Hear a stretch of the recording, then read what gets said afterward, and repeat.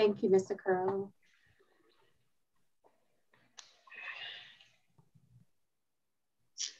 Chairman, the floor is open. All right, thank you, Beverly. Good morning. I send greetings to each member and to the citizens of Chatham County, to our customer who supports public transit every day. I would like to call the meeting to order. Time is 10:03. Beverly, can we do a roll call, please? Yes, sir. Good morning, everyone. Director Emister. Hello. Good morning. Director Odell. Here. Thank you. Director Stone. Present. Director Lockett.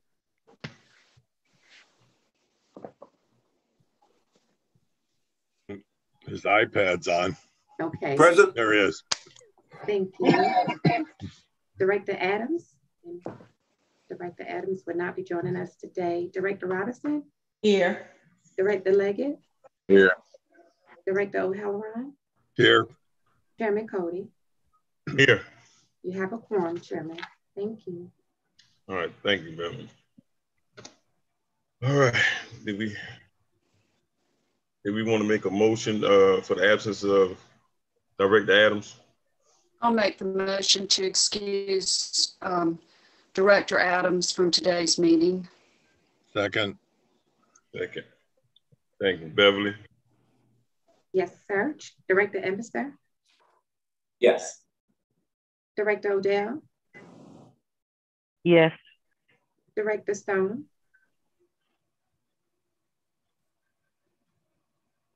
Did you call me? Yes. Okay, not quite yet. Yes. Director Stone. Yes, ma'am. Thank you. I mean, Director Craig didn't Lockett. call me. Yes. Okay. Director Robinson. Director Robinson. Okay. Director Leggett. Yes. Director O'Halloran. Yes. And Chairman Cody. Yes. Okay, thank you. Thank you. Motion passed. All right. We have Director Stone. I want to make an announcement.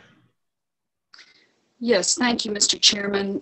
For those of you that did not know him, David Saucy passed away last week, and he was a commissioner here in Chatham County in the 1990s. And he was also, by virtue of the fact that he was a commissioner, a board member for Chatham Area Transit. And with your permission, Mr. Chairman, I'd like just a moment of silence in honor of Mr. Saucy and his dedication to Chatham Area Transit. Yes, Vice Chair Stone, thank you.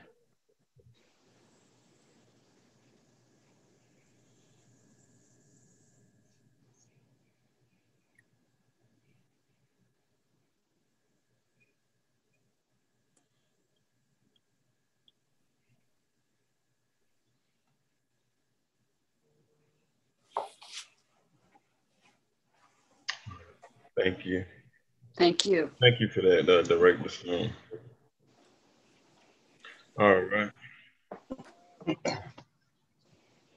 Next, we're gonna go to the approval of the agenda, adoption of the regular meeting agenda for May 25th. Motion to approve. Second. Thank you. Next, Beverly. Yes, sir. Director Emister. Yes. Director Odell. Yes. Director Stone. Yes. Director Lockett. Yes. Director Robinson. Yes. Director Leggett. Yes. Director O'Halloran. Yes. Chairman Cody. Yes. I'm gonna mute myself. Motion, Chairman Cody. Yes. All right. Okay. Thank you. Motion approved. Passed. Thank you. Thank you, Beverly. All right. Now we are moving to the public hearing section of the agenda. I'm Diedrich Cody, Chairman of the CAT Board of Directors. I come to you today to share CAT's ongoing commitment to fiscal responsibility and to review the proposed fiscal 2022 operating and capital budget. Due to COVID restrictions, and the safety and well-being of our community, budget hearings are not being held virtually. Before the CAT board moves forward and making the final decision on proposed budget next month, we will consider comments received today, along with comments made by email and voicemail. Individuals wishing to provide written comments during the hearing may post their comments using the option of Zoom chat box by emailing your comments to meeting@catchacat.org or by U.S. mail to CAT at 900 East Gwinnett Street. Attention to Board of Directors. Person desiring to provide oral comments about the proposed operating and capital budget may call by leaving a voicemail at 912-629-3948 or during the meeting. Once the phone line is open for public comments. Physical copies of the proposed budget will be available for review at CAT Central Office. Please call first and an appointment time will be given for pickup. You may also view the proposed agenda by visiting our website at catchacat.org under the transparency page. At this time, I'd like to recognize Valerie Ragland, CAT's interim CEO, for the presentation and the first reading of the proposed fiscal year 2021 operating and capital budget. Ms. Ragland.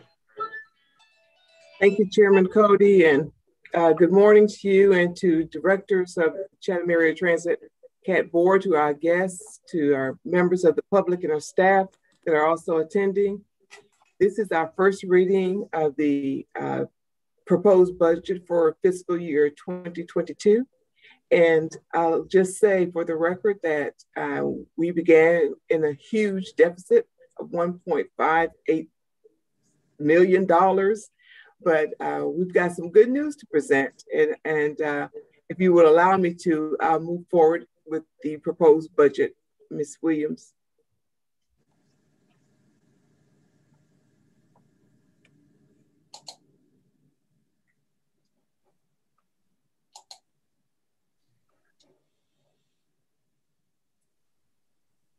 You can go to the next slide.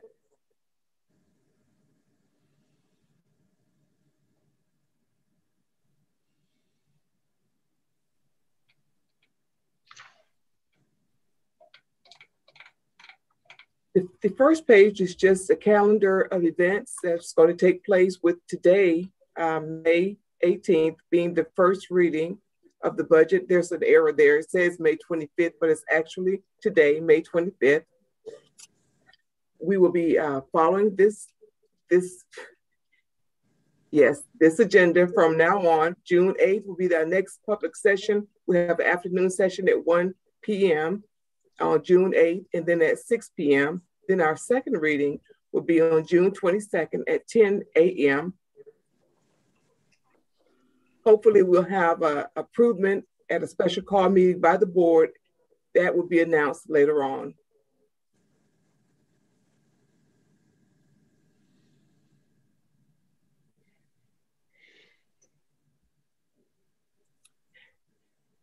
This is just a quick look at the objectives that we set when we set out to work in the budget. Through the budget process, we wanted to optimize our internal operations. We wanted to set up long-term sustainability and also to build reserves. And those were our major objectives when we set out into the budget process.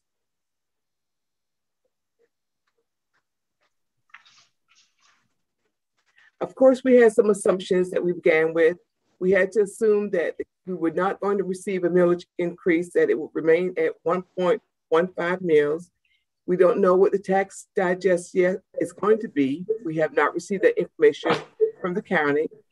We suppose that we might increase by 10% in our operating budget.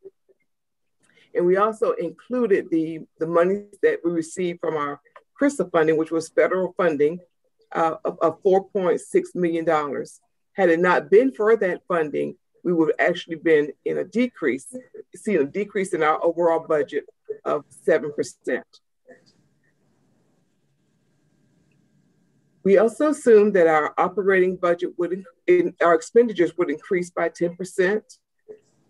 We had to hire some screeners for a period because of the COVID conditions. We also assumed that we would increase merit raises for all employees by 3%. And then these are inflationary factors, things that automatically go up in cost every year. That includes materials and supplies, contracts for services, fuel, of course, property insurance, health insurance, and utilities. And then there are other budgetary assumptions that were made that we had to complete our comprehensive development plan, our TDP. We had to assume the level of service hours were changing. And we also wanted to make an assumption of putting something in our reserve fund.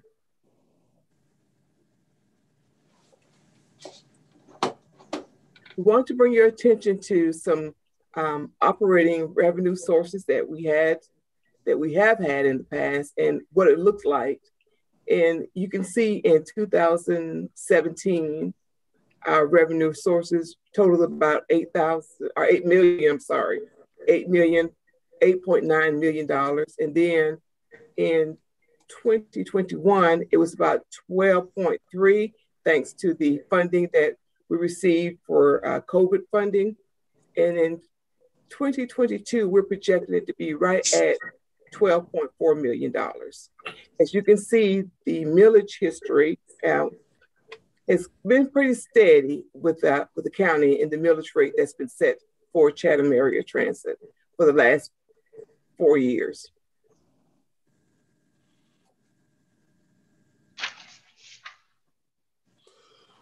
When we look at the last 2 to 3 years, we have seen that the federal relief grants have been a lifesaver for Chatham Area Transit. The coronavirus aid that we received in 2021 was $10.7 million.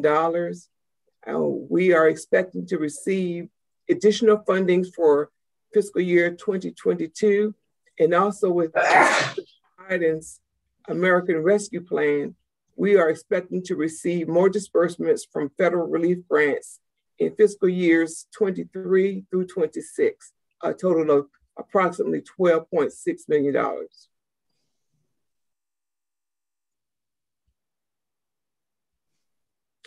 And because of those relief funds, we are so proud to say that we can present to you a balanced budget of $30.4 million.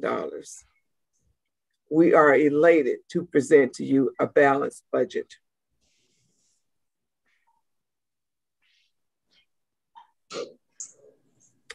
This shows just a little bit of some of the proposed revenue that we expect to receive in the next fiscal year.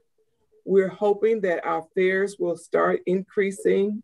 You know, most of 2021, we were fare free. So very slowly, our fares are starting to increase. Paratransit services are looking up. Ferry services are looking up. We're looking for approximately $12.4 million from our special district transit tax.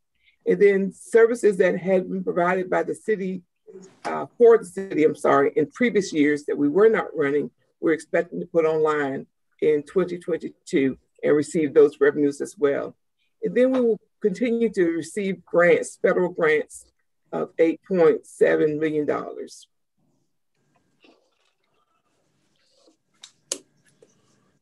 Some of our expenses, and most notably our wages and benefits, which accounts for about 66% of our expenditures. We have contracts, services, we have materials, fuel, of course, we must have fuel to operate vehicles, insurance, and then general and administrative costs and utilities are some of our major expenditures.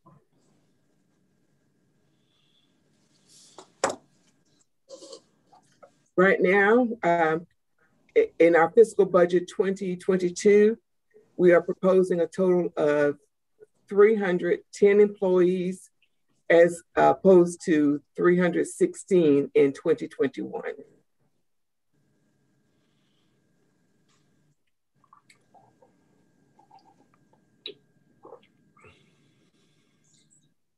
In our capital budget, our revenue is currently $10.1 million. We're looking at expenditures of 6.2, which gives us an overall total revenue over expenditures of $3.9 million.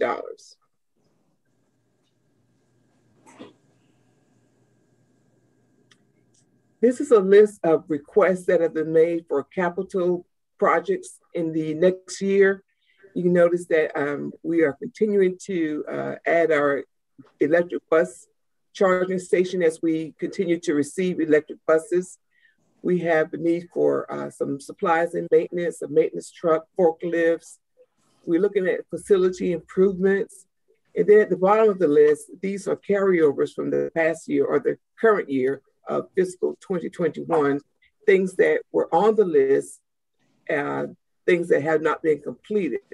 As you see, the ferry dock facility plan is in progress, but we haven't completed it.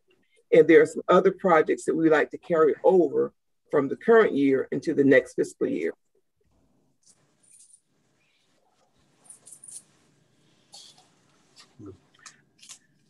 We are right on target with our transit asset management plan, which is our TRAMS plan.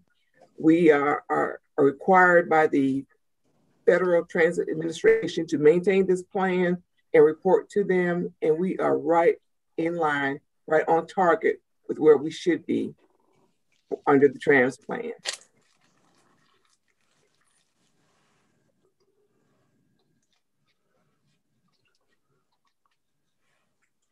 One of our major recommendations for the fiscal year 2022 is establishing a reserve fund, as I brought the policy to the board a few months ago, so that we can really seriously consider putting monies into our reserve. We are looking seriously at establishing an employee handbook. One does not currently exist. We also want to put in plan an implementation plan, not just a marketing plan for our electric buses and the infrastructure that's included, but we want to actually have an implementation plan that demonstrates from the beginning of the purchase up to the rollout on the streets. We're also looking at revising our board handbook or establishing such a board handbook. And we are also looking at our procurement policy.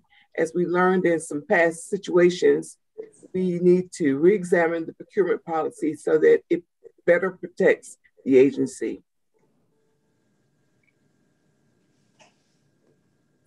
Our next reading of this proposed budget will be on June 8th at both 1 p.m. and at 6 p.m. And I'd just like to note for the record that this is the first reading of our proposed proposed budget. And that with that, I'll turn it back over to the chairman. Thank you, Ms. Ragland, for that update. I got Dr. Halloran. Yeah, I don't have a question. I just want to personally thank Gloria Royal, Janice Ambrose, Valerie, Jeray Williams, Stephanie Cutter for doing quite an intensive workup to get this budget where it is today. I've sat in on these meetings and it literally changed week to week. And they've had to restructure, redo, change numbers. An excellent job by everyone in that department for getting this and getting it balanced, which I thought we would not get to at any point during this. So thank you to all of those folks. And I think we have a meeting on Thursday to see if this is actually the final budget meeting. We're still working at it, Dr. Halloran, and thank you so much for that. The staff has been phenomenal. Ms. Williams has just been the best. And your assistance, your recommendations, your questions, your comments have really put us on task. And we thank you for that, your expertise. Thank you for that, Ms. Ragland and Dr. Halloran, and I want to thank the staff and everybody also. Moving on to Beverly, do we have any voicemail comments, chat box comments, and email comments? Okay, not at this time, Chairman, not any written comments, but I will go ahead and unmute the callers who may have a comment regarding the proposed fiscal year 2022 budget. So I'll unmute. Well, before we unmute the callers for public comment, Thank y'all. I ask that if you have a comment related to the proposed budget, to please self-mute your phone lines or microphone so that we can engage respectfully with our speakers. If you're speaking, please make sure you turn off your TV, radios to eliminate any background noises that could interfere with the full board being able to hear you. State your name, and we ask that you limit your comment to 2 minutes. Beverly, do we have anything at this time? Yes, sir. One moment. Thank you.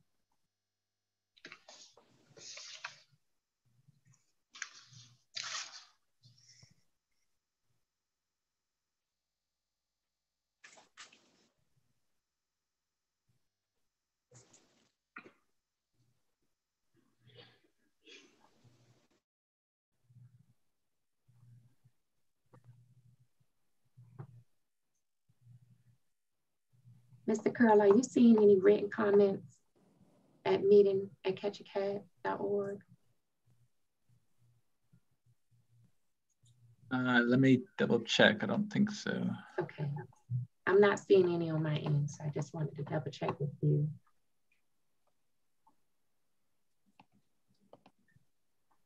Nope, I do not see any. Okay, thank you. Chairman, at this time, we do not have any written or oral comments. All right, thank you, Beverly. So if we don't have anything else with that, we can close that part out. Now that we've closed out the public hearing, we're going to welcome our partners with Sterling Seacrest to present this year's health benefits renewal options. We have Ms. Ragland. You introduce. Thank you, Mr. Chairman. In the essence of time, you do have the copy of the full presentation in your packets, in your board packets, but we have our Mr. Steve Eagle and Jessica Pedigo from our Seacrest partners and Sterling Seacrest Pritchard. Let me do that correctly since you have a new partner now. And they are going to summarize that presentation for you at this time. Okay. While Jessica pulls that up, I hope everybody can hear me. First of all, I want to thank everyone for joining and allowing us time today to present our renewal negotiation. We value very much the relationship with CAT, and our aim is always to earn that relationship, and we hope that we'll demonstrate that today as we walk through our renewal negotiation. I want to thank also the board for joining today. Please, ask questions along the way as we walk through the discussion here. So today's agenda, we will be covering all lines of coverage in terms of our negotiation. We actually began the renewal negotiation back in March. And negotiation is a big part of what we go about doing throughout the year, but we meet with CAT quarterly to review the performance of the plan. So in March, we did take a look at how the plan was running to get an idea of what we might expect in the way of renewal. And I'm also pleased to say, in addition to the medical, we'll be covering the other lines. Out of the gate, I'll just let you know that all lines of coverage will be renewing unchanged or better. So there will be no increases that we'll be talking about today. So as we look at the results that you see here on the page, first, I want to mention that y'all have been with Blue Cross Anthem for over 50 years, dating back to 1969. So that's when, we landed on the moon in Woodstock. So long-term relationship there. And that's not to say that we don't keep them in line in the way of their renewals. But I think it is a very important relationship, and I think today will also demonstrate their fairness and what they've brought to the table. So when we were looking at the results back in March, you can see the large claims there at the top of the page. At that time, you know, your total claims were actually running 20%. So they're trending at 20%. Your claims were up $455,000 over the prior year. You had a loss ratio of 8.73%. And, you know, last year out of the gates, you know, we negotiated the renewal down, and you were running about a 75% loss ratio. And I want to say we got a renewal in around 11% last year. So this year we were looking at a higher loss ratio. But one thing that we, you know, in our conversations with Blue Cross, we make sure of is that you're getting credit for what's baked into your premium. So within your premium, there's what's called a pooling point. And the pooling point is protection on catastrophic claims. Your pooling point is $100,000. So when you look at that very large claim there, that $456,000, that's actually what drove the increase in your claims costs. And so in our conversation with Blue Cross, we wanted to make sure that they were giving you credit for that pooled protection. In other words, the excess above the 100,000 is extracted from your experience. So when we took that into account, your claims were actually trending at 7.38% rather than 27%, and your loss ratio was coming in at 66%. So what we went about doing then was baking things out through our renewal formula, and we were coming in at about a 6.6% adjustment. Out of the gate, as you can see there at the bottom of the page, Blue Cross released an increase of 10.97%. That's an increase of about $310,000 there. We were able to negotiate that down to a negative 3%. What helped us, though, was that larger claim there you see at the top of the page. It actually rolled off the experience. So that also helped us.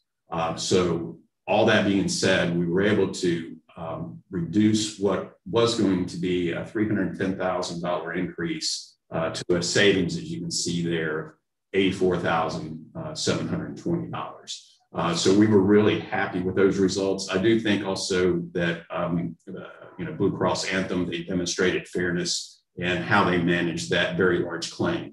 The other thing I want to mention about the large claim there is that when we negotiated the renewal last year, that claim had not hit.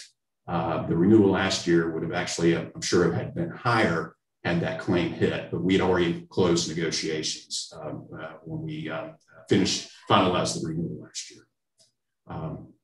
So that's the big picture of the plan negotiation. On this page, you see here the high option plan. Typically, CAT distributes the premium 70-30. So CAT pays 70%, the employee pays 30%. If you were to share this savings then with the CAT, your CAT people, you can see the monthly savings that they would get. There were savings on each tier, employee, spouse, child, and family. This is, Jessica just flipped into your middle plan, and you can see the savings that could be distributed to your folks. And then finally, the low plan and the savings that could be distributed there. So that's the result of our negotiation. I open it up for any questions that you might have. We were very happy to see a decrease. I think as much as y'all read in the newspaper, it's very rare that you get a decrease in healthcare. And the last thing I want to mention is that we also benchmark your plan as we work our quarterly reviews. Based upon our last analysis, you were running at about 5 points above benchmark. But with this reduction, and also those benchmarks are going up every year, I would say that you're now below benchmark. Your average annual cost last year per employee annually, so that's per each employee, was $14,218. That'll be dropping by 3% The benchmark norm was $13,602. So I think this puts CAT in very good stead from a competitive position. I'm also hoping that this might, I meant to congratulate you on a balanced budget. I hope this will contribute to that. Any questions? Thanks, Dave. And I just want to add to the finance part of the renewal, that part of Anthem's renewal this year includes a wellness initiative that's actually new and improved for this plan year. They've had it in the past, and employees could earn up to $200. And last year, or this current plan year, so far 73 employees and spouses at CAT have earned $9,350 back from Anthem. So that's not a cost to CAT at all. That's paid from Anthem to employees and spouses who reach the wellness initiatives by way of getting a preventive screening or a flu shot and that sort of thing. The good news is for this coming renewal, Anthem has improved that so that employees and spouses can earn up to $700 each, which is, of course, a wonderful benefit. Not everybody will be eligible for all 700 because, as you can see, there's 200 for future moms, which obviously does not apply to everyone. One of the great things that will benefit employees is over here on the right side with the condition care that can earn up to $300 for dealing with chronic conditions like asthma and diabetes. And as everyone knows, in the South, we have a lot of chronic conditions on all of our medical plans. And so this is a great way for not only employees to be able to earn an incentive back, but also to learn about how to get healthier and therefore, be better employees for CAT and happier in their own lives. And then the well-being coach is similar, and that is for those who are needing or wanting to lose weight or to quit using tobacco products. And so those are just kind of two very nice incentives that Anthem has added on for this coming plan year. So we'll keep an eye on that and see, hopefully we'll have many more people involved and earning more money back from Anthem. Moving into the dental plan, CAT employees use the dental plan, which is great, and that's why we have it. However, there was a large loss ratio, as you can see, the past 2 years at 97% and 112 the year prior. So Anthem gave us a 38% renewal for this upcoming plan year. So we went to the market and marketed with 11 carriers, and you can see those listed on the right side of the screen. And you can see that most of those were not competitive at all. However, MetLife, who CAT used to have dental with as of a couple of years ago, they came in and offered a proposal matching current rates so that there would be no increase for not 1, but 2 years, which is huge, especially coming out of COVID. So where we can make sure that even if there is a spike in dental claims, which we are seeing already across dental plans, that won't have an impact this coming year or the following year. So we know exactly what to expect the next 2 years. And MetLife also is offering an open enrollment credit. So they will give back to CAT 3% of the annualized premium, which based on current dental enrollment is estimated to be $2,800. And so that would go back to CAT. So that's another nice incentive that MetLife has offered for the 7-1 plan year.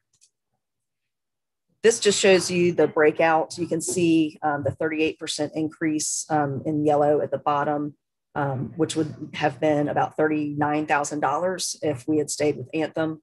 But with MetLife, obviously there's no increase, and that is not just for this coming plan year, but that would also be for the following plan year. Fortunately, even though the carrier is proposed to change, the plan would remain the same. So there's no disruption there since employees already know their dental plan. And also we looked at the network to make sure that employees wouldn't be negatively impacted by, having to change dentists or anything. And you can see basically that MetLife's network is a 90% match for the providers that are currently being used by CAT employees and spouses. And that even some of the out-of-network providers that are currently being used will actually now be in network for MetLife. So that's kind of a huge win there. As for the vision, this was with Anthem. We moved it in 2018 so that there was a savings to the employees.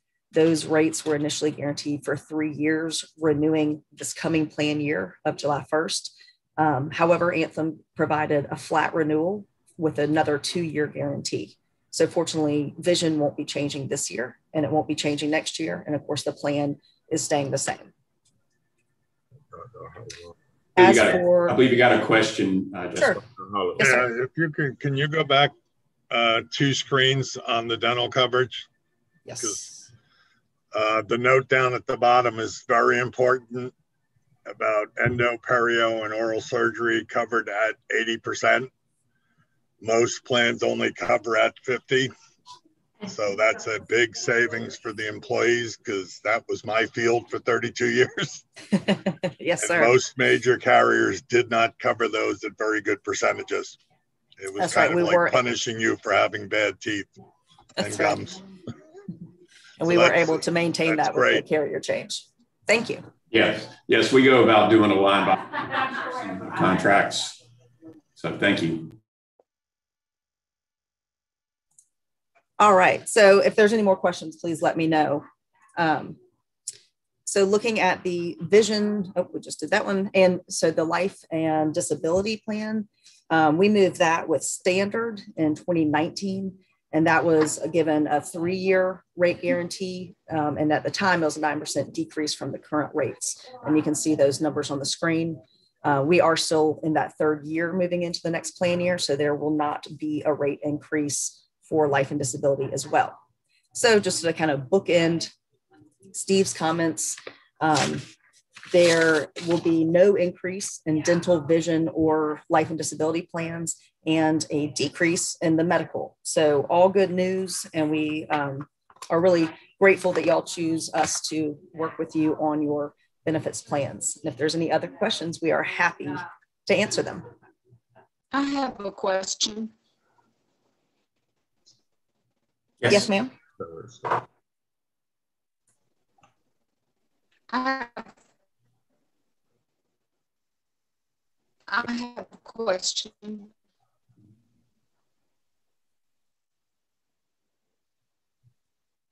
Can y'all hear me?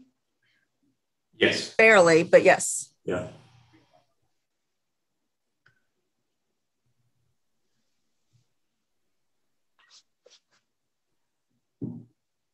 Not hearing you now.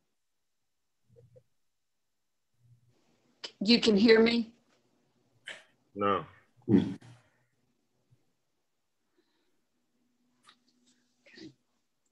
Commissioner Stone is breaking up. Okay, I'm gonna try to get my question out. Are there any incentives for people, or, well, never mind.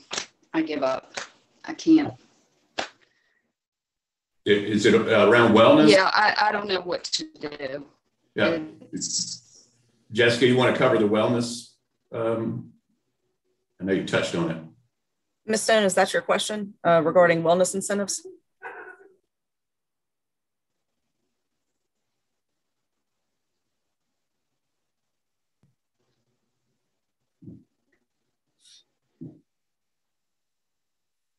It's a question about, or do people that smoke have to pay more?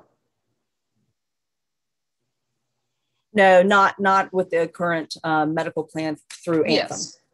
It's not current. Yes.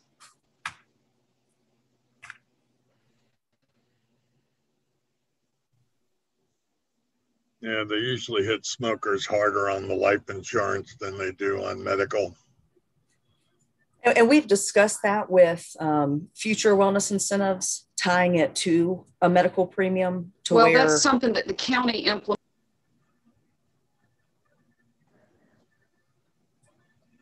I think she said the county implemented something about that in their wellness plans. I got part of it, Helen. I'm translating for you because your iPad's kicking it out.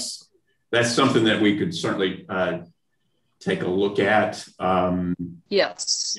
We can meld that into maybe the coming year. I'm I'm not quite sure how maybe this year in open enrollment it could be administered, but that's something that we could have on our dashboard to review for the next year.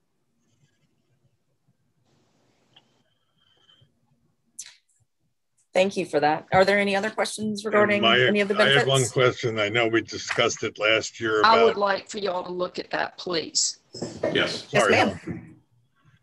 I know we talked last year and have over the past on employee participation in some of these wellness projects where our rates go down as the participation goes up. Have we gotten past that 10, 11% that we've been stuck on for quite some time?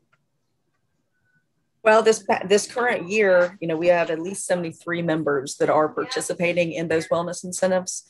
And so that has gone up greatly just in the last 3 or 4 years. About 4 years ago, there were 4 people participating.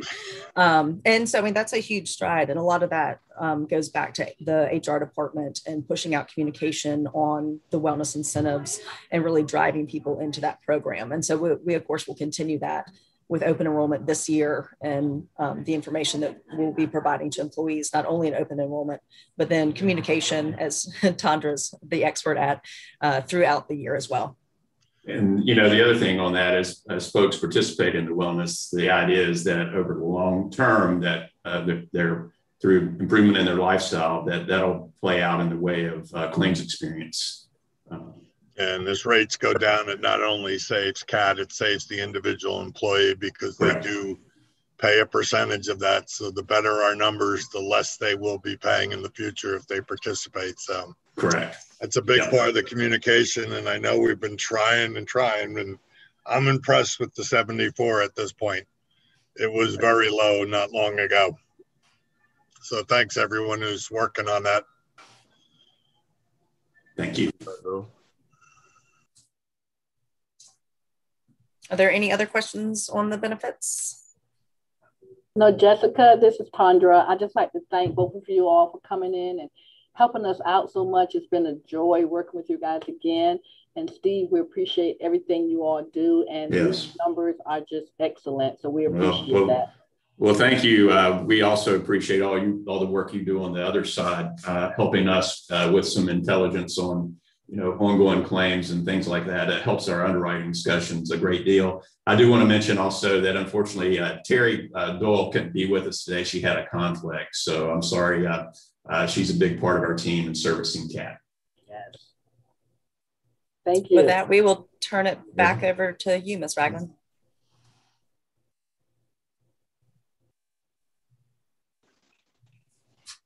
Trying to unmute. Okay, thank you so much. Thank you so much, Jessica and Steve. Thank you. And let me also thank you, Tandra, too, for all the hard work in the late hours that you put in for getting this all together. Thank you so much. And I'll turn it over to the chairman. Thank you, Ms. Ragland. I also want to thank all of you for great teamwork and our partnership. I can see why we've been partners since 1969. Again, I'd like to thank Sterling Seacrest Pritchard for presenting to the board this morning. Moving right along, we have 7 items on the consent agenda for approval. I'd like to call for a motion in a second.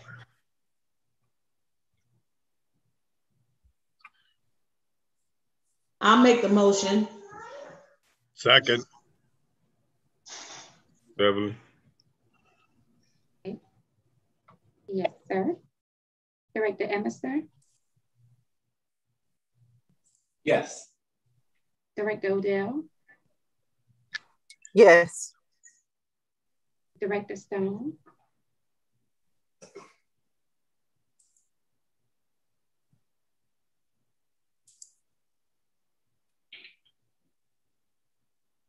Yes. Thank you. Director Lockett?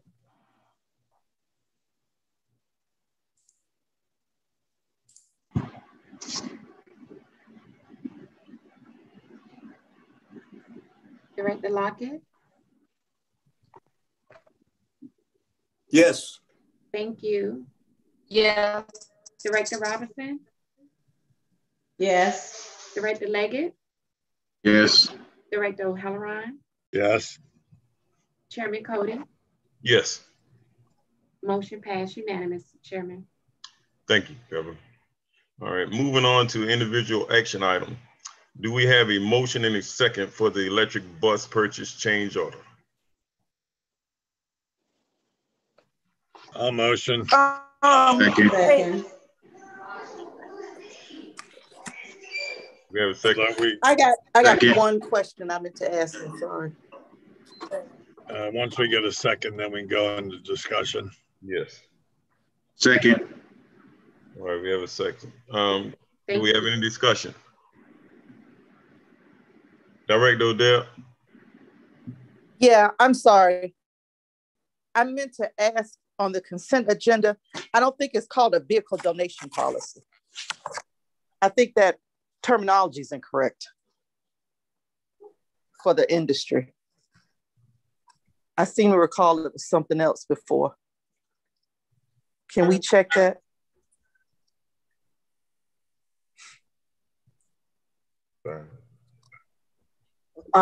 Yes, ma'am. That is pretty standard. We looked at several transit agency policies, and because it is dealing with surplus vehicles, we're not dealing with the donations in general, like those things that have been placed in lost and found.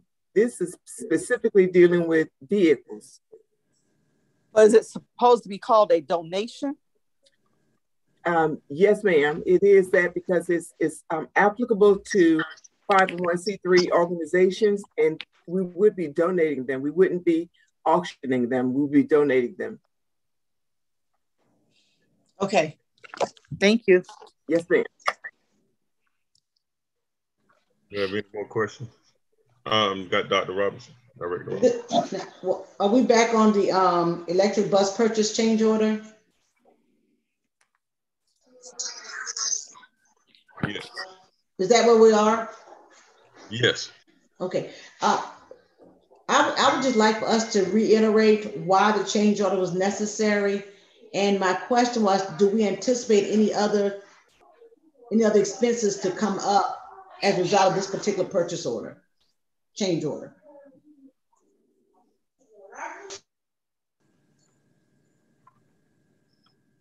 Good morning, Chairman and Board of Directors. I will attempt to answer that question. The reasoning for the change order is to bring it to the board for approval due to the fact that last year under interim CEO Michael Brown, the rails were approved. However, it was not passed through the board for approval. So to comply with procurement policy, it was in order to bring it before the board for approval. Thank you for that, Ms. Carter. Did that answer your question, Dr. Robinson? Yes, sir. And what I was also I know no one can assure of that, but I'm trying to make sure that we do this change order, we can almost know that we won't have to come back and do it again. For this particular purchase, Dr. Robinson, we anticipate this being the last change order. Now, we do anticipate procuring additional electric buses, but we will do our very best to be comprehensive in the next procurement to avoid these change orders. Thank you. I appreciate that. Thank you so much. Thank you. Director Emerson. Yeah, the more I was thinking about this after the presentation to our committees, that's $250,000. That's a lot of money. I just want to make sure that we, moving forwards, purchase orders. I guess my question is would it make sense for us to spend some time on figuring out where it went wrong and figure out a way to make sure that that doesn't happen moving forwards? Because I think when you budget for something, that's great, and we need this piece of equipment, and I get that. But being caught by surprise for $250,000 is a lot of money. And I just think it might behoove us to spend a bit of time figuring out where in the process of CAT did did something go wrong, I guess? And again, I don't have a lot of information as to like how this actually mechanically happened or went down. But that is a lot of money, especially to be caught at the end, or at the end of our fiscal year. So I would encourage us to definitely approve this change order, but also maybe try to spend some more time figuring out where was the breakdown in the procurement, and nip that in the bud. I'd just like to add that during the time the purchase order went out for the buses, technology was changing. And the change order that you have before you for the rails that would support offsite charging, it was still under review. Once that technology was approved, staff began discussions about moving forward with procuring it. And that's really how this change order came about. And the breakdown was not bringing it before the board at that time, giving a comprehensive update. And as I said, henceforward, we will do our very best to do a better job with communicating and keeping the board up to date on what's going on. Getting into that more detail, can somebody tell us specifically, like, what is the part that we're purchasing and what does it do? There is a comprehensive memo attached to the board information. It gives photos of the roof of the bus. With this new attachment, what it will do is to allow off-site connectivity, to allow the buses to stay on the route longer.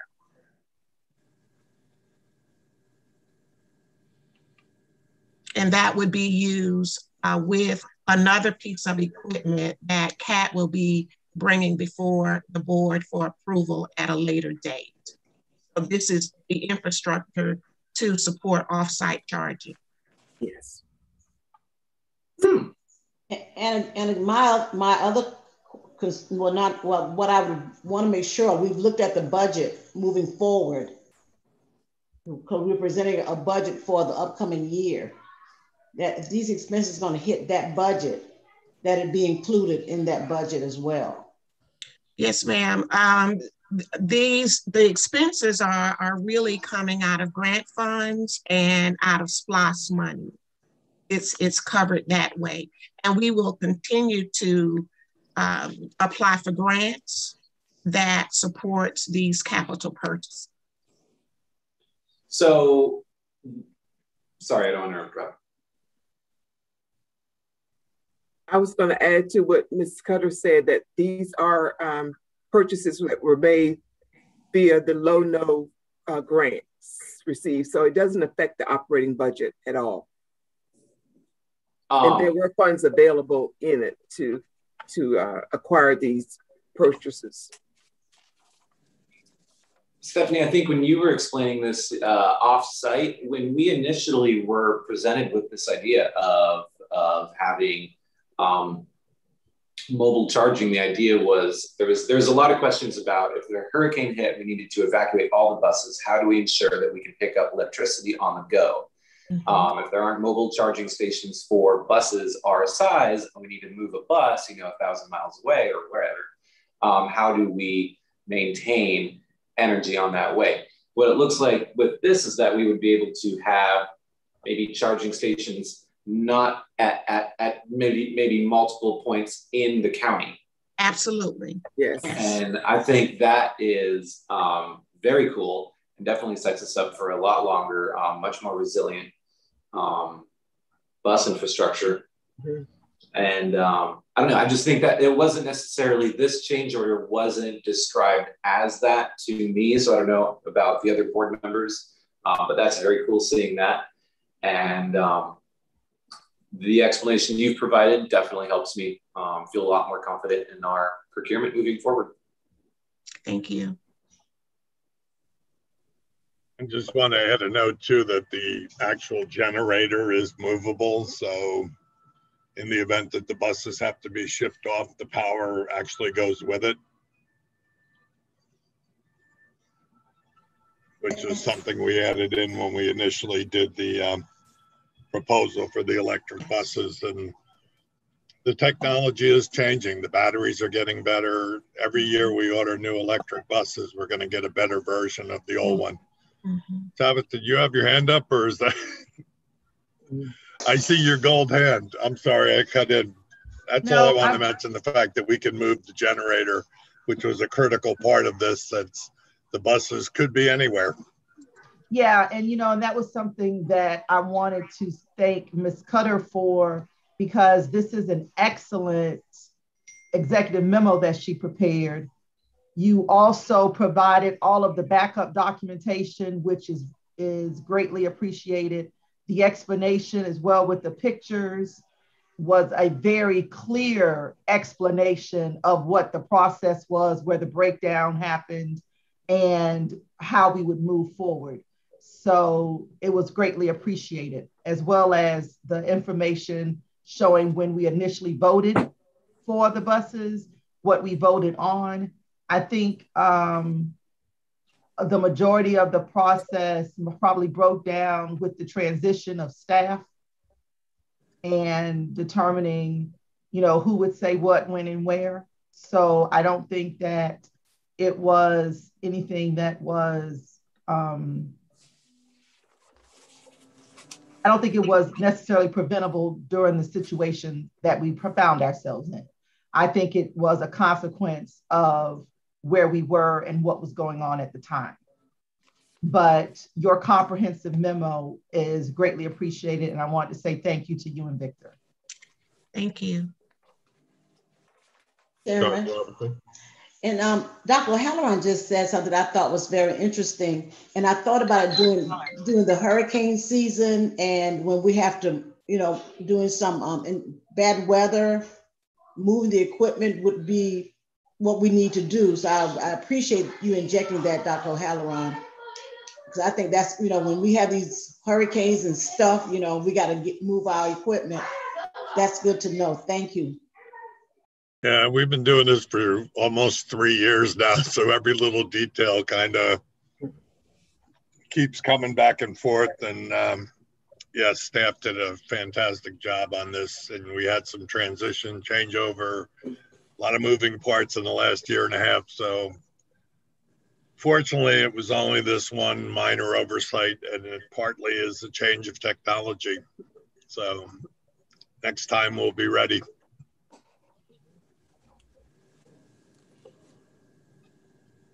I think we're ready for the vote, Chairman. Yes, we ready for the vote? Beverly? Yes, sir. Thank you. Director Emerson?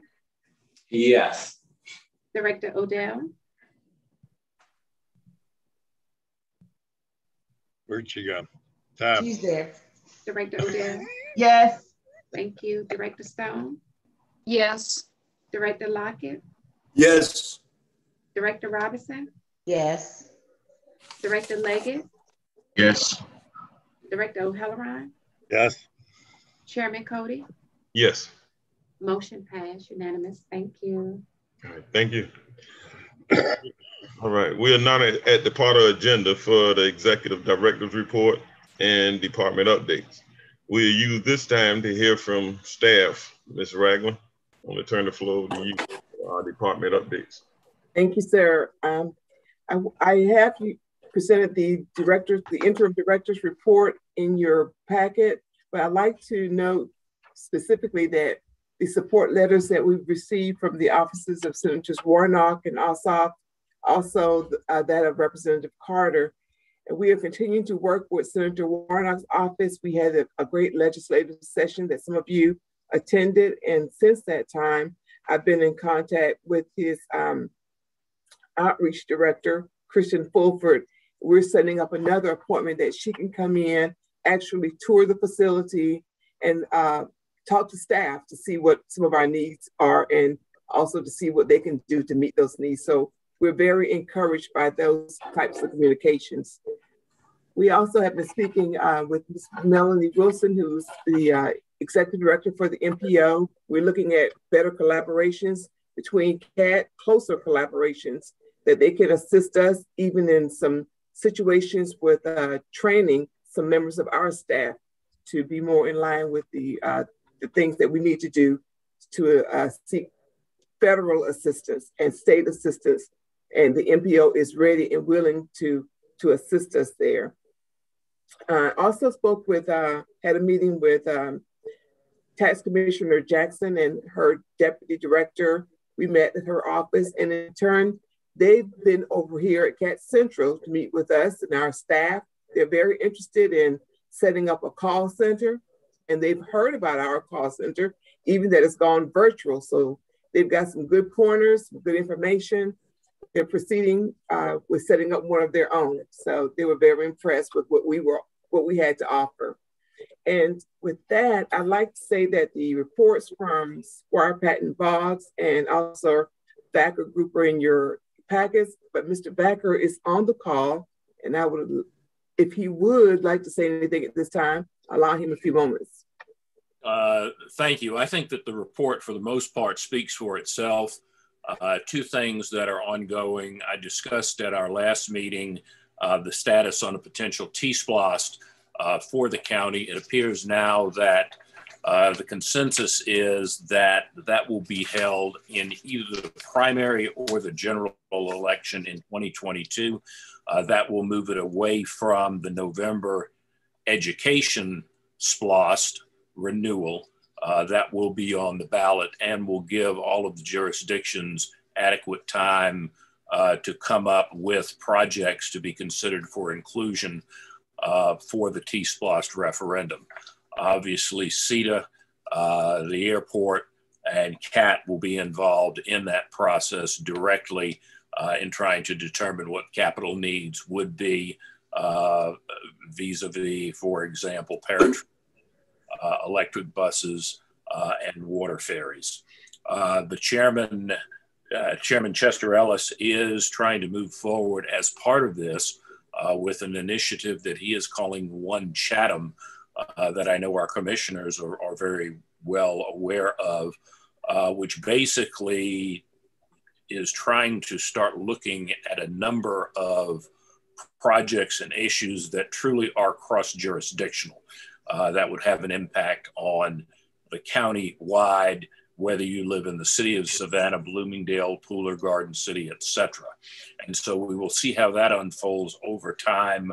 The reason I'm mentioning that is that there may be a component at some point in time in looking at expanded services for CAT as part of this. On that line, we're continuing to work with Ron Feldner, who is the city manager for Garden City, who will be leaving Garden City, I believe, at the end of August. But we're continuing to work with him. Bryn Grant is developing some funding scenarios for them. I will hasten to say these are not proposals.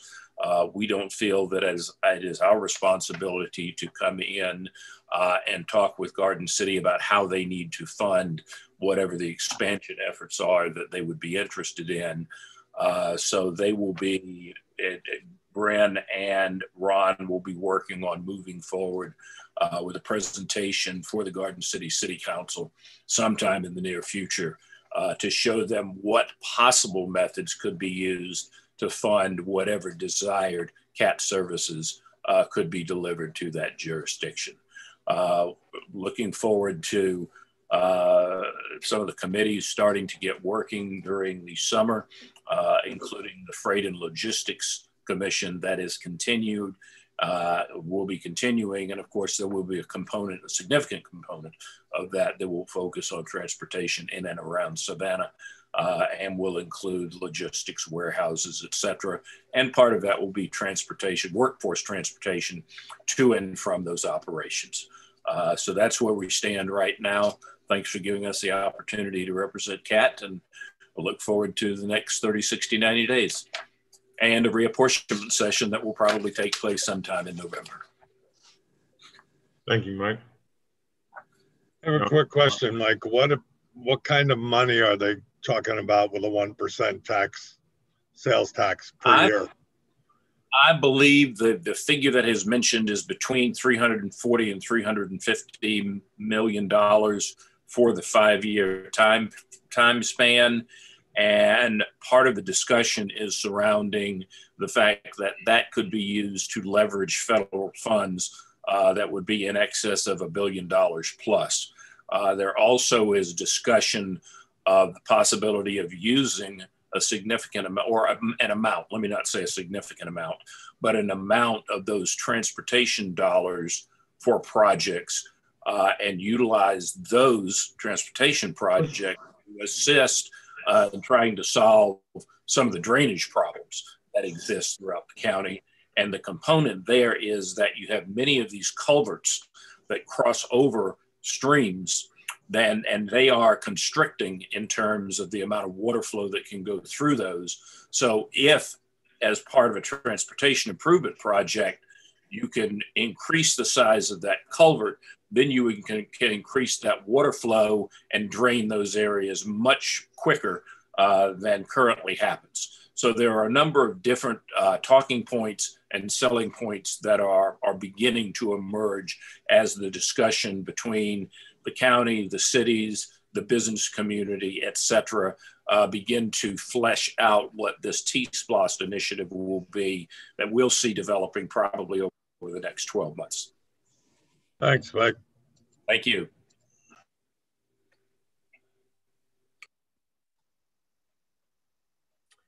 Hey, and I'd like to thank Mr. Backer and also Squire Patton Boggs for their continued support of Chatham Area Transit. Their comments, their updates are essential, I think, to us. We know what's going on. They're very timely. I'll just say that. Thank you so much. If there aren't any other questions, we'll move to our service delivery update with our COO, Mr. Cooksey. Hello, good morning, everyone. Good morning.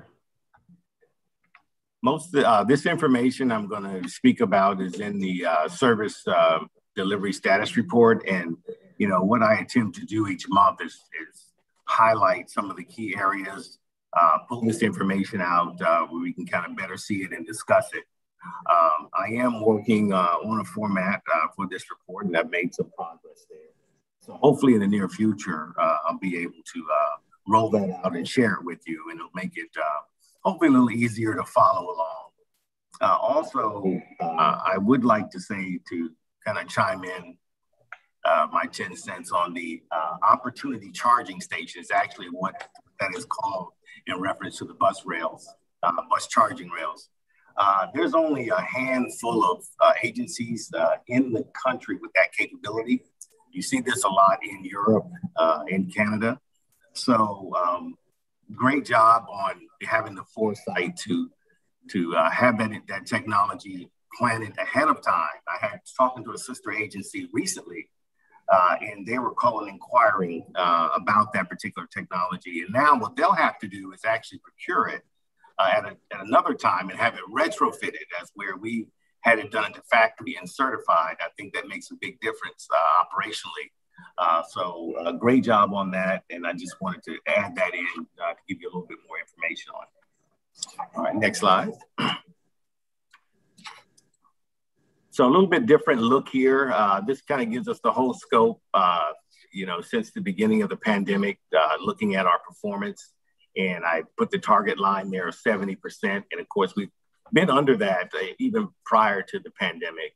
But again, basically, we've been operating flat in reference to that particular statistic.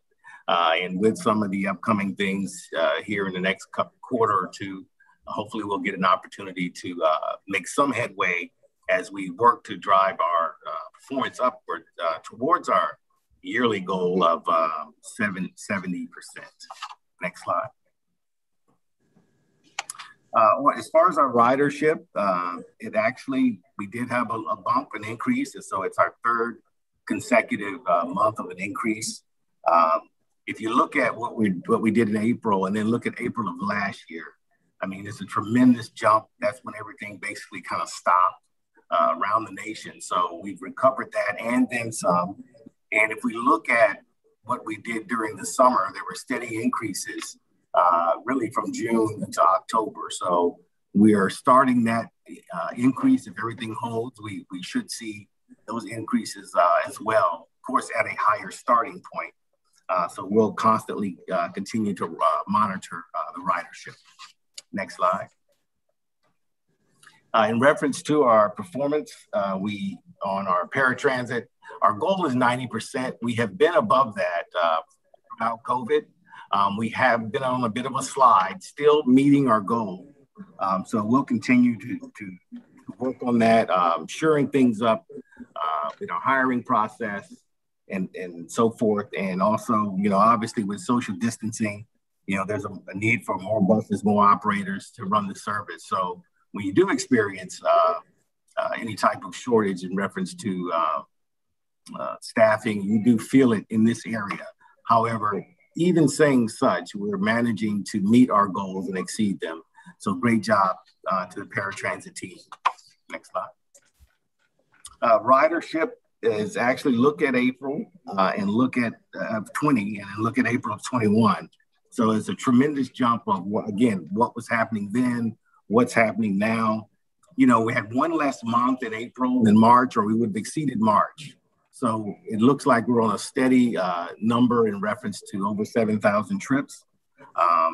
And so, again, we have always predicted that along the way, that we were constantly going to be strong in this area for paratransit, and it is playing out as such.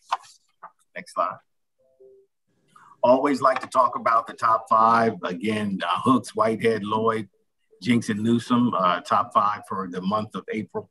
Again, great job to them, and great job to everyone as we, again, continue to meet our goals, but they exceeded the numbers greatly. Next slide. Our CAT mobility reservation form, it's cooled off a bit, still a good barometer on what's happening out there. It's still useful.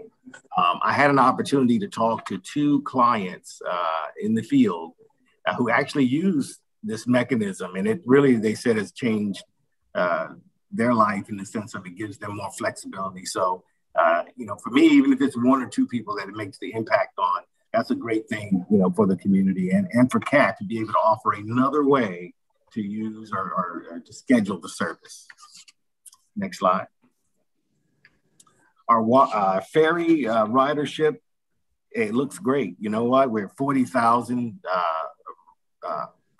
customers. So the weekends have been very busy. There has not been any major events. It's just a lot happening at the ferry. It's our third consecutive month. Again, April, everything shut down. So we went from 0 to 40,000, I like to say. So, bumping along the way in between with some really lows in January, which were alarming. But we've quickly managed to ramp that back up. Great job for them to continue to keep the ferries running. Great maintenance team out there. So we're going to continue, be anxious. We're curious to continue to see if we actually continue this trend, but it looks strong at the moment. Next slide. I wanted to show you this picture. This is the Susie King Taylor, actually out of the water. Yesterday, we took it down to Thunderbolt for a little bit of work. So what they're going to do here is paint the bottom of that. Also, they're going to really kind of stop the corrosion. It's a process called sacrificial anodes, pronounce that correct. It really kind of protects the underneath metals and do some hydraulic work. So again, we're constantly working on our equipment. And I don't know if anyone had seen the boats out of the water like that, but I just thought it'd be an interesting picture just to show you it on the lift. So next slide. Our call center customer service numbers actually went up. You know what? We had some staffing challenges in April. We had a bereavement. We lost another employee. And of course, that impacts this number. I don't anticipate it being above the 60-second line or goal, next month or the following months. This is generally a very strong area for CAT. So again, I do expect us to get back down underneath our goal number we set of 60 seconds. Next slide. As far as our customer service, 3 consecutive months of increase. Again, good numbers. This is our third highest call volume since the start of the COVID tracking. So the phones are busy. So there's a lot happening, a lot of people calling in for different things. And we are managing to meet those needs of the community in this area. Next slide. This is a new metric, not new to CAT, but new for me presenting it to you. And this is mean distance between vehicle failure. And this is a standard, FTA standard metric, but it's an extremely important metric. Our goal here at CAT is 12,000 miles, which means, or vehicle miles, which means our goal is to be better than 12,000 miles between every major mechanical failure. As you can see from these numbers, I put the target line at 12,000, and you can see all the numbers above that are just incredible numbers of our distance between vehicle breakdowns. So what this is really telling us, and what this means and why I'm showing it to you, is that the fleet is being maintained with very few major issues.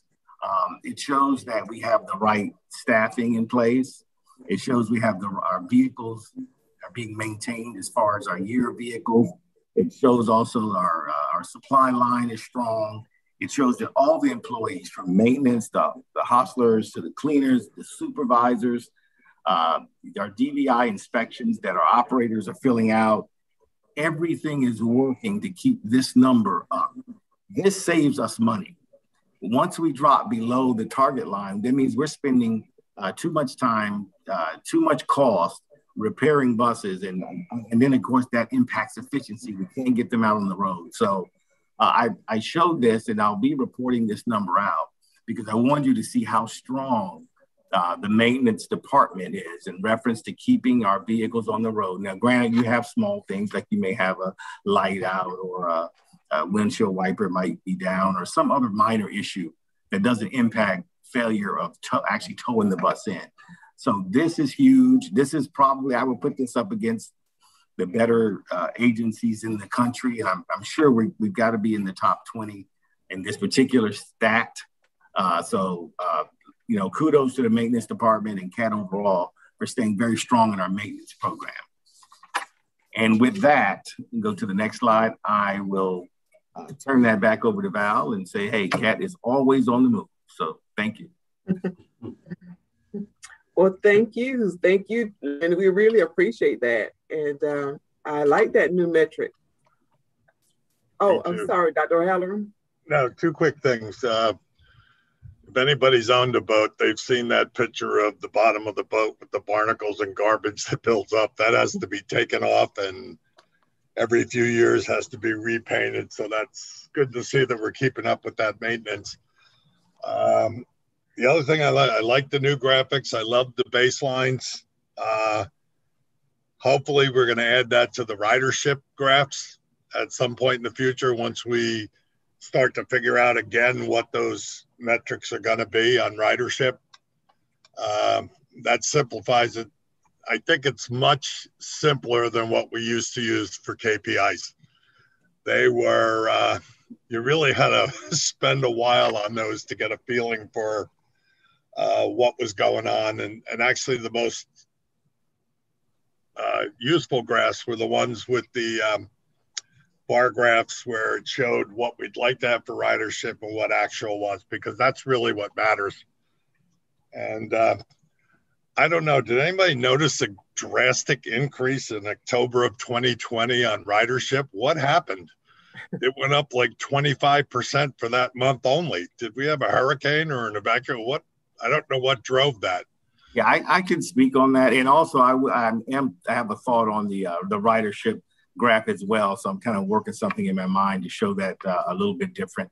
But October historically, Dr. Halloran, has been a heavy month for the entire industry. So there are a couple of key months where you can see the ridership increase. That's March, and we saw it last time. August, in many cases, when their school is back in, you usually see a spike in August. And then October, before the holidays, there's a lot of activity going on. And you always see the trend of October. You can count on October being I just never noticed it before. Yes, sir. That's generally. I'm thinking it's like, what happened that we went crazy? I mean, you expect it during the summer in a resort area. All right. I brought all those people with me when I started in October. So that could be it. But is that when we started the free ridership? That may have been part of it too. But those numbers are good, and I'm glad we're thinking about readjusting those on-time performances. I know we were always looking at why we're only at that percentage, but we're encouraging handicap customers to use our fixed route. The difficulty getting people on and off the buses that aren't fully abled is a challenge. Mounting bikes and all the other things do slow it down. I mean, we could always be better, but if the national average is 70%, then I think we're in fairly good shape, and we don't need a drastic improvement, but every improvement helps. Yes, I think on that percentage, we looked at 70. I looked at 70 as, that's something that's attainable and realistic. Our goal here for CAT is to really get over 80, work our way towards 80 to 85 to 90%. And, we're taking baby steps. 70 we have a real shot at, then we'll move to 75, 80 until we get where we're consistently, 8.5, 9 buses out of 10 are within our target range. So, looking for the long range goal. So I think we're looking at it. And I did take a survey from the operators like a couple of months ago. I wanted to get their feedback on what their opinion and work with planning to try to make the adjustments that we can do, take the study that was done, all information from it, and let's try to make some improvements that we can do here, and then kind of work out from there. So that's the plan. And the good maintenance schedule helps, because it doesn't take buses off routes and have to send out a replacement bus to pick up passengers that have already loaded. Yes, sir. But I like the new graphs, much better than the old ones. They were a lot of work to go through. So thanks for that, and thanks for a nice report. Thank you, sir. And Ms. Ragland, I want to, real quick, I want to thank Director Adams for joining us after his appointment. Oh. Thank you, Director Adams. Ms. Ragland. Yes, sir. We'll move on to our Bryn Dice with our system development update at this time. Thank you, Mrs. Ragland, and good morning, Mr. Chair and members of the board. Let me just pull up my slideshow. Let me back up. As a reminder, my division includes long-term and transit planning, route scheduling, innovation, and business development. This report also includes the marketing and communications update. And I just wanted to take a minute. As you know, you've seen in the system development update packet, you've seen the system development update in your packet. I just wanted to pull out a few key items that are in that update and give you some more detailed information. The first one is this FY22 transportation congressionally directed spending request. That's the long and complicated way of us saying earmark funding. Last month, you heard about our earmark funding request to Representative Buddy Carter. And this month, we were excited to have the opportunity to submit requests to congressionally directed spending to Senators Ossoff and Warnock. This would be a one-year funding, and it is in the Transit Infrastructure Grant Program. And we asked for $1 million in federal funds that would require a 25% local match. And our plan is for this on-demand microtransit service. We're super excited about this possibility because we've been talking about this for a while. We've been talking about it in-house, how to implement a plan to start in the fall. And, we need some vehicles.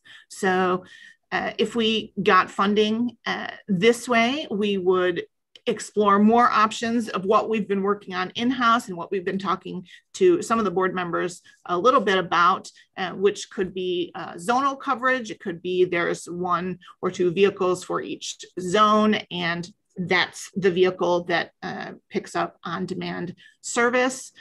It would be a door-to-route service. So if you are not near a bus route, you could call or get online and get transferred from your door to a route or to a transit center. So that would bring more customers into our main routes. And we could also use it for low producing route options. You know, we're exploring some of those lower producing options that are more expensive to run, and how we can better be more efficient in running those routes. So that may be an option here in the on-demand microtransit service. And of course, first and last mile coverage is something that you as a board have emphasized its importance. And so we would want to include that in the options for this service. Now, I do want to say, if we don't get this funding, though, of course, we want to think that we're going to get the funding. It was a good proposal that we submitted. But if we don't get this funding, we've got other thoughts in our process, in our thought process, that we can provide funding for it in other options. Of course, getting congressionally earmarked funding is our number one choice for funding for this program. And then the second thing I wanted to talk about today is the automatic passenger count.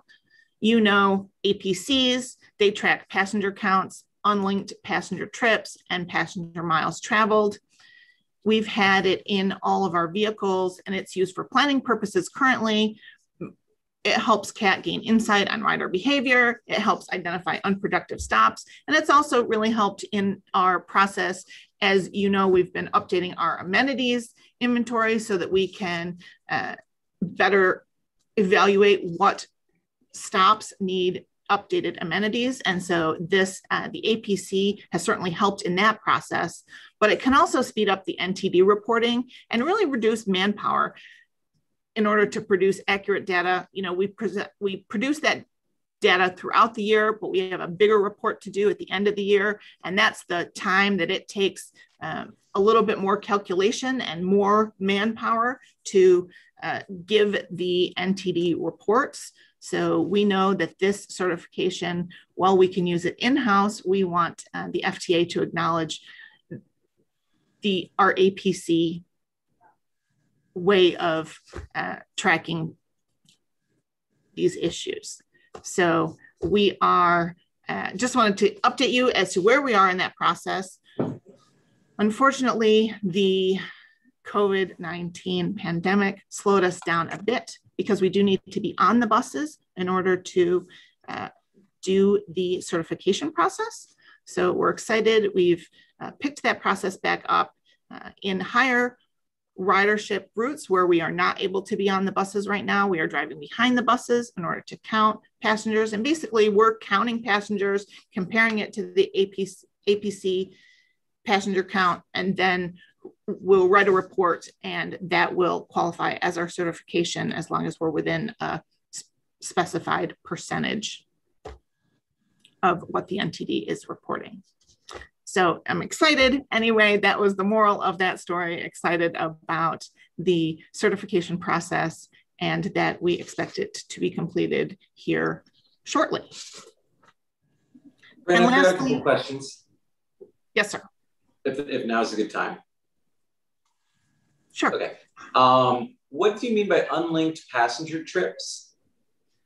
So a linked passenger trip would be if they are getting on more than one route, if they are taking the 3 West Chatham to a specific location and then transferring to another bus. This one, unlinked passenger trips are basically trips when you get on one bus and you get from your starting point to your destination.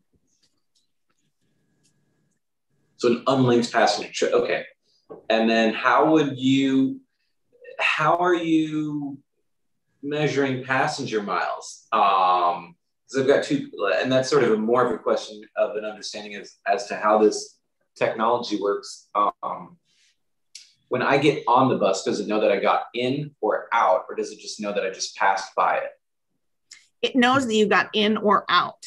Okay. It's a sensor right there at the door, and it's pretty smart. So it tells us onboarding and offboarding and gives us all that information. So not only can we see, where people's destinations are, but we can also see a specific stop. This one is really busy and has both onboarding and offboarding. That's very interesting. Okay. Yeah. How do you measure passenger miles traveled? How would you do that with, I'm guessing because you can't really track an individual, or can you? You can't. You can't track the individual passenger miles, but we can track the total passenger miles traveled when we have customers on the bus, and then divide that number by the amount of passengers. Okay, that makes sense. So it's more of an aggregate. All right, very cool. Very cool. And then I will stop sharing here. And just also, I wanted to give you the marketing and communications side.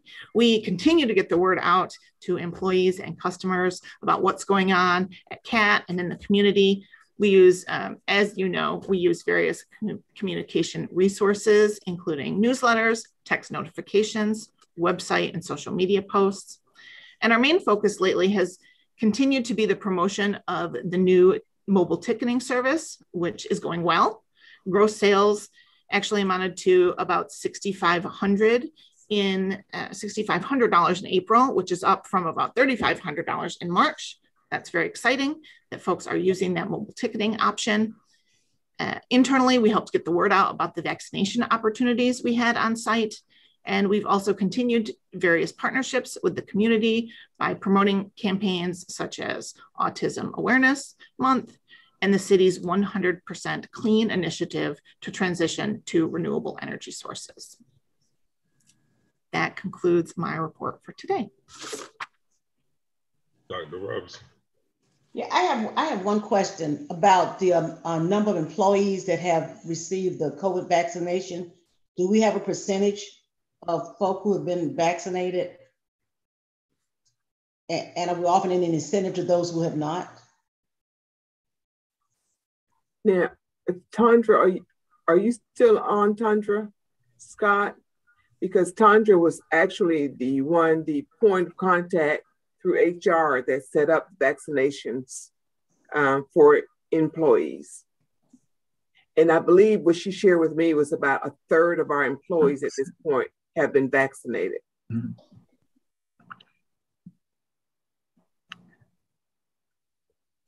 I don't think she's on, but as a follow-up, Dr. Robinson, I believe, I'm pretty sure that she shared a third of our employees, not so much through the vaccination clinic that she set up on site. There were about 20 people that participated in that, but others had already been vaccinated through their personal physicians or through other sources. But overall, it's about a third of our employees. And there are some, we did a survey as well in-house about who had been vaccinated or who had planned to be vaccinated. And there are still some that are not planning to be vaccinated at all. So maybe we should look at some type of incentive to drive that number.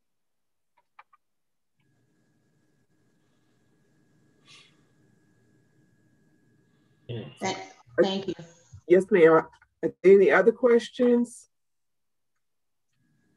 If not, we'll move to safety and security from with Mr. Hall.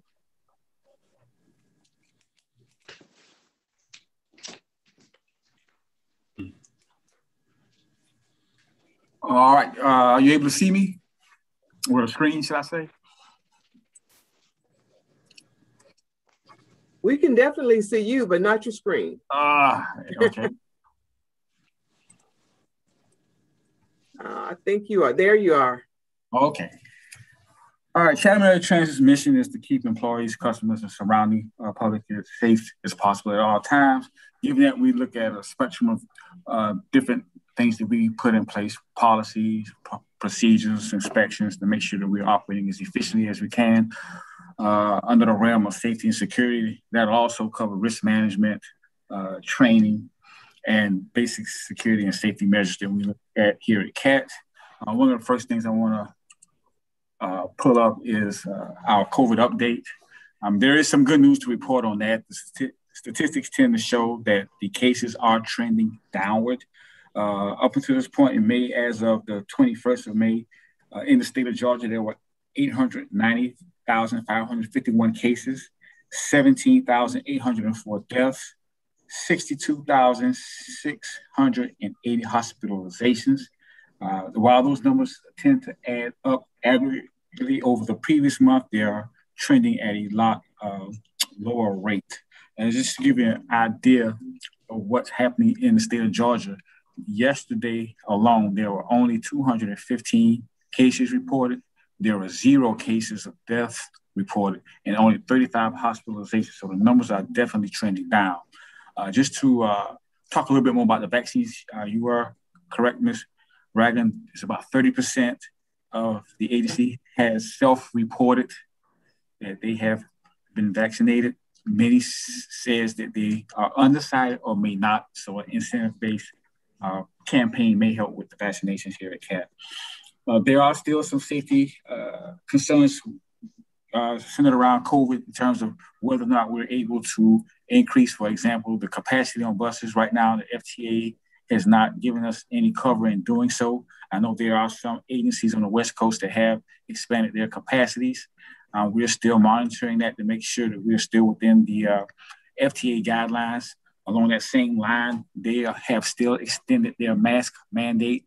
We're still encouraging riders to wear masks while using public transportation. So we're still monitoring that to see if there's going to be any shifts in the policies that the FTA is putting out. They're also governed by the CDC. So we're constantly monitoring them to see when we can make any adjustments and what we can do from a safety, security, and operational component here at CAT.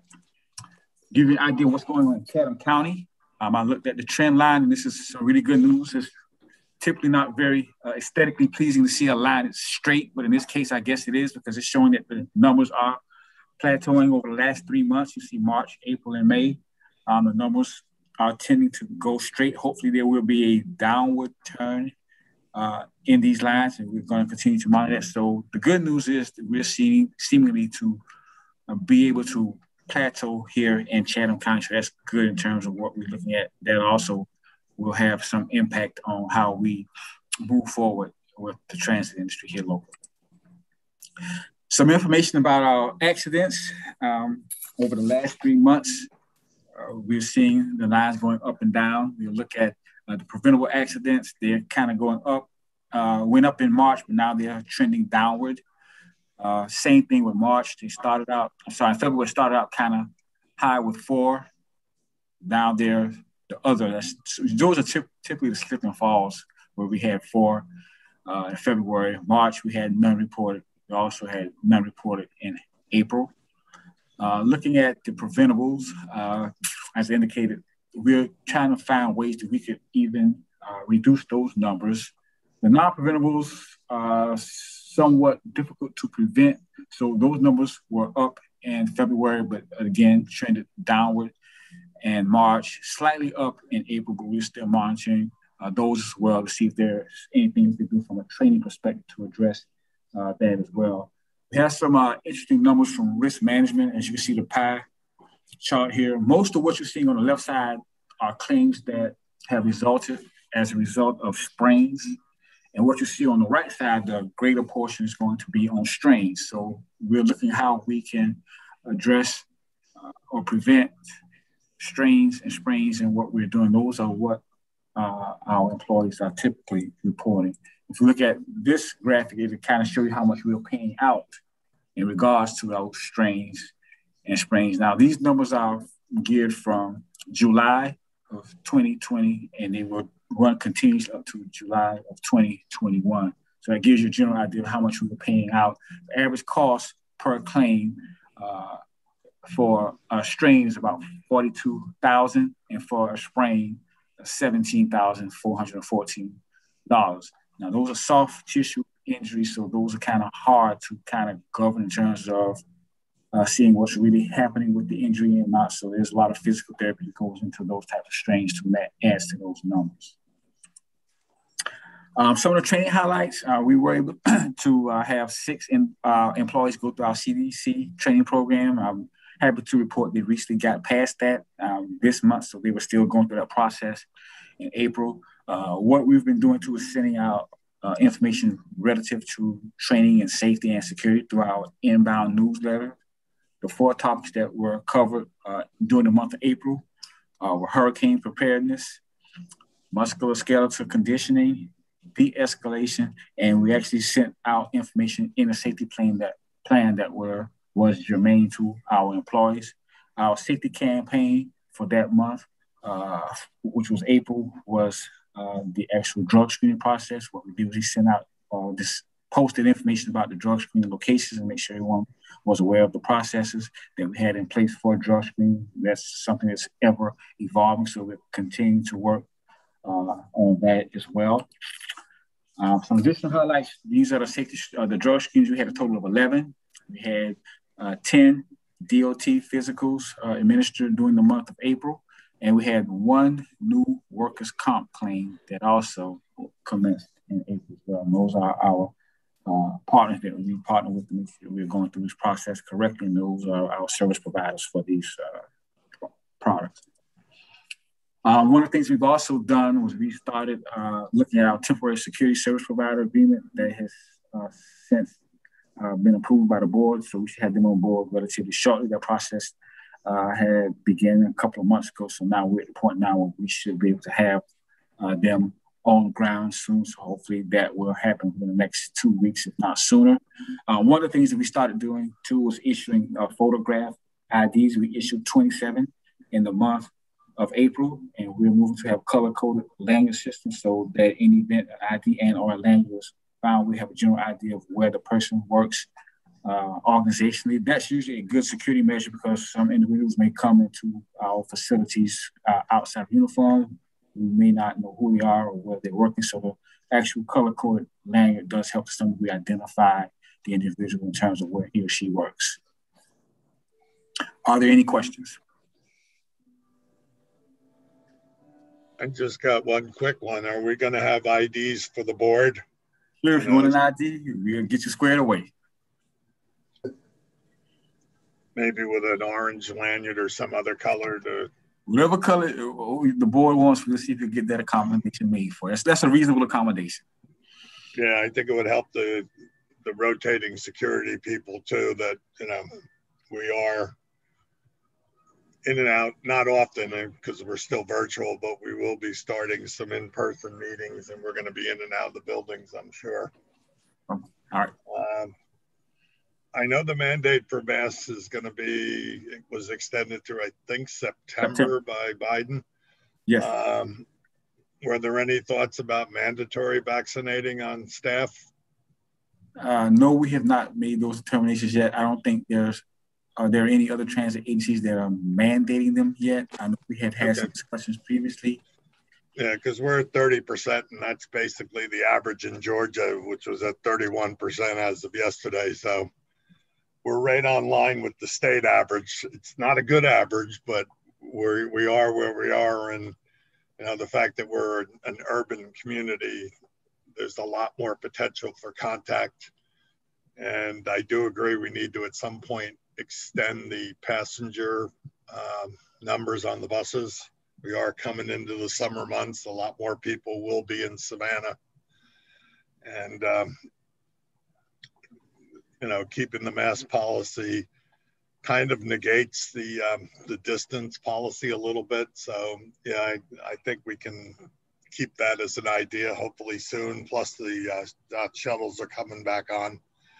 So that should relieve some of the downtown congestion on the buses. Not that we have a great number that come downtown, but it'll all help. It'll get us to the point where we're back to what we consider normal service.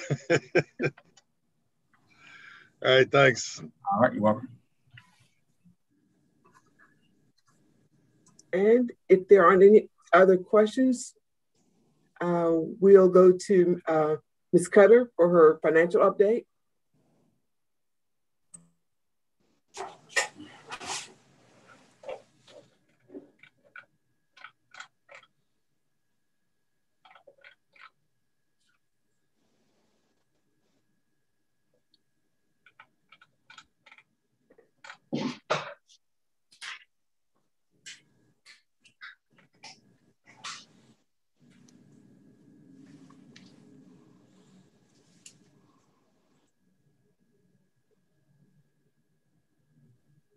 Next slide, please. Okay, this slide, what it does, it gives a comparison of the year-to-date actual versus year-to-date budget. It also provides information on revenues and expenditures for the month of April. The month of April, we had $1,190,442 in revenue. Expenses, $2,208,482 for a net negative variance of $718,041. The year-to-date comparison is similar. Revenues down, expenses down for a negative variance as well. Our revenues year-to-date, $17,246,807. Expenses, $20,164,568. The year-to-date actual in comparison to the year-to-date budget, a little over 17 million in comparison to 21 million, showing a revenue shortfall of $3.8 million. On the expense side, this is good. The year-to-date actual expenses were a little over 20 million in comparison to budget. The expenses for year-to-date operations activity was budgeted at 22.9 million, a little over 22.966,561. A savings of a little over $2.8 million for a net variance of $1,044,319. The graph shows a graphical comparison of your revenues versus expenses, the revenues in the green, expenses in the blue, and the variance shown in the red. And as you can see, as the year goes along, the year to date, when it looks at revenues and expenses for the budget, the revenues are kind of catching up, hopefully leading towards closer to a lower deficit, operating deficit. Next slide, please. Revenue by category.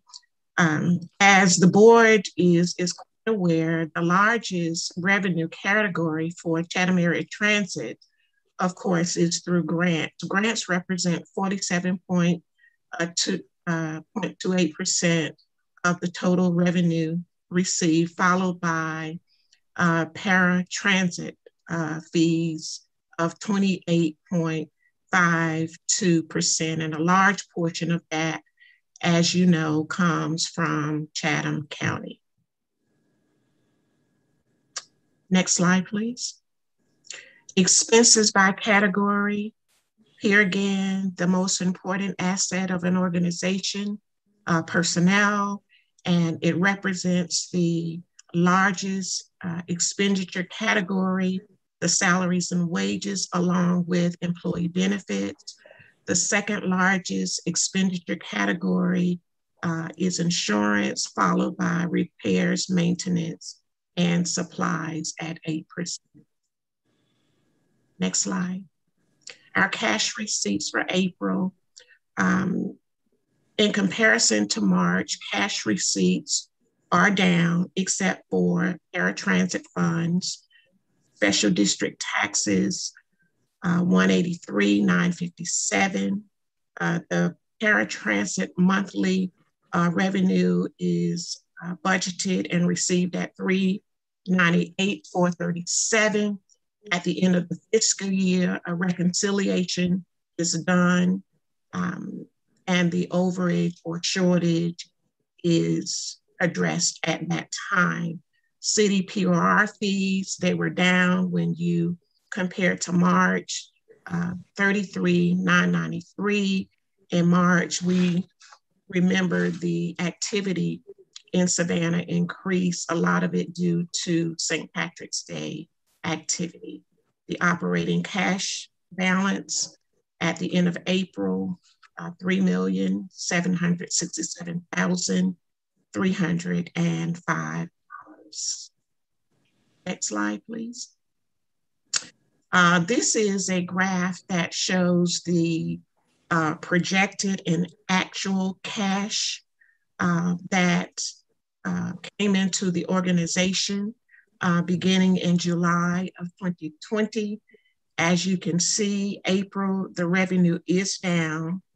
The revenue is a little less than projected, but already in May, the incoming revenue, we can see that it's going to be up, and same trend for June. And this is primarily attributed to people are paying their property taxes, and that money is coming in, and we'll receive the 1.15 mil of that revenue.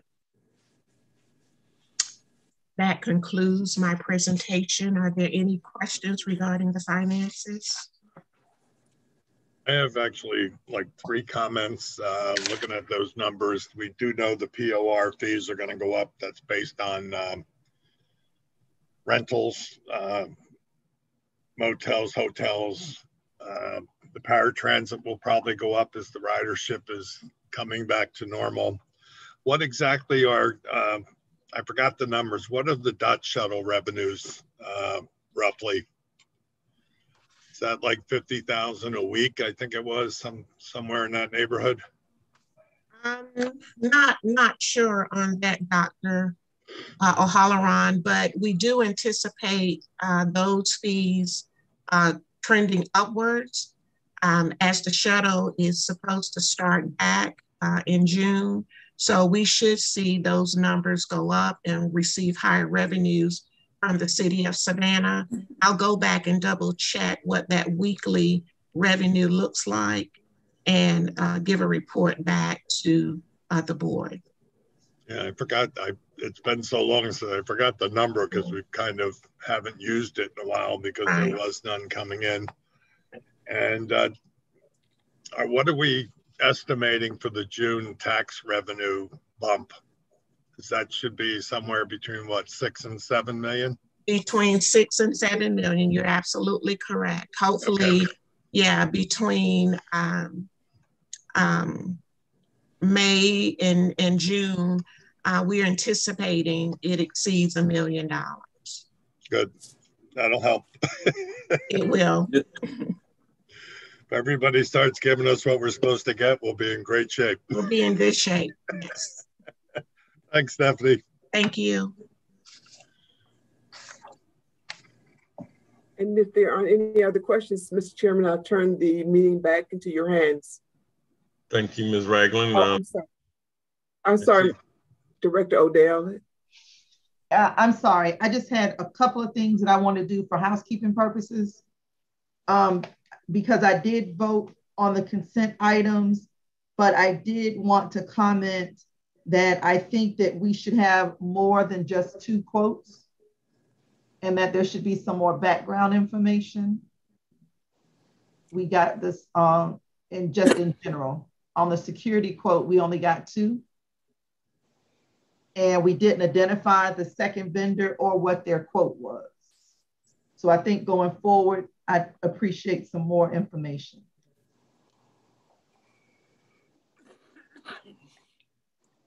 All right. Yes, ma'am. I think if we could use Ms. Cutter's example that she did for the electric buses as a standard, I think we'll be in a good place going forward. Yes, ma'am. Thank you. Well noted. Thank you. Right. Any more comment? All right. I want to thank Ms. Ragland and staff for an excellent presentation. And we look forward to the numbers looking promising. Thank you all. Do we have any old or new business at this time? Right there, Mr. Yeah, I just wanted to see if we maybe just have a brief discussion or get the rest of the board's opinion. Our external stakeholder committee, it was brought up, I did bring this up in the governance meeting, that there are a lot of community agencies that are interested in advertising on our buses. And I think I'd really like to speed track or get some sort of policy up and running as soon as we can to allow people to advertise on the buses. I know there were some concerns as to how we could do that equitably. I think we had, the problem according to Ms. Ragland was that we had way too many people interested, which is great. So I think let's figure out a way. I think if we can instruct staff to figure out a way to make that possible, I think that is a very low-hanging piece of fruit that a lot of our stakeholders and folks in the community would really like. And I'm not really sure how to go about that. I just think it's not necessarily too hard, and I don't want to put too much on any staff members right now. But I'd love to see that sooner than later. So Director Evanston, are you suggesting that we use this as a revenue stream?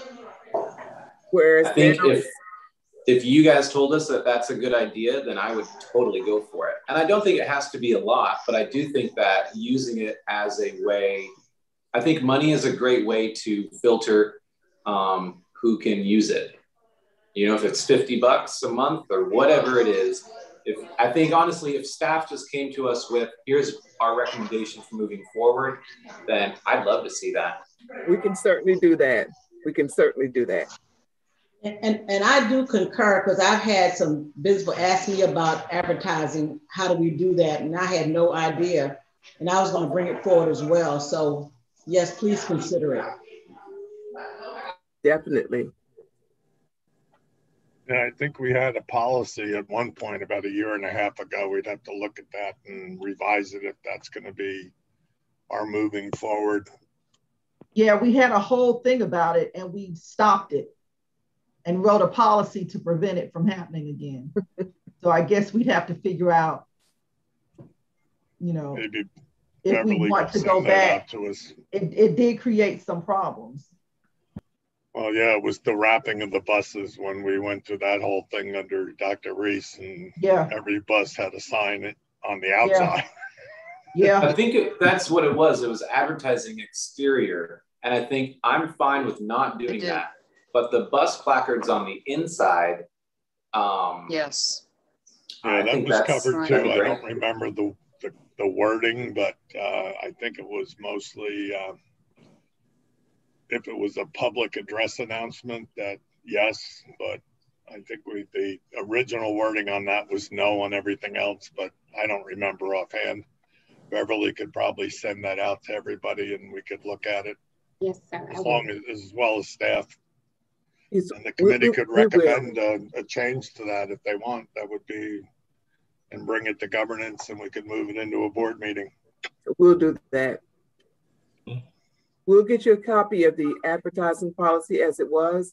And at that time, the board did eliminate exterior advertising, but we limited the interior advertising to nonprofits. But if this is something that you want to contain just to nonprofits, or if it's something you want to open it up to those outside of that limit, but we'll make a recommendation. Staff will look into it and make a recommendation to the board. That'd be great. Thank you. Thank you. Thank you, Ms. Ragland. Thank you right there, Ms. I think that's very well worth going into. It's a very good idea. Do we have any more suggestions or comments? Mr. Chairman? Yes. This is Ty Butler. I'll just mention that we had for many years a very detailed policy regarding announcements that were used on interior advertising, interior placards that I assume is still in effect or is still out there and has not been repealed. All right. All right. I think we'd like to get the details on that as soon as we can. I think the entire board would like to see a copy or a version of what we have. Yes, sir. Have any more questions, comment? All right. With no other business today, I'd like to wish everybody a safe and a blessed Memorial holiday this weekend. Look forward to seeing everyone at the very next meeting. Today we want to adjourn this meeting. It's 12:03. Thank you, Director Cody. Same to you. Thank you all.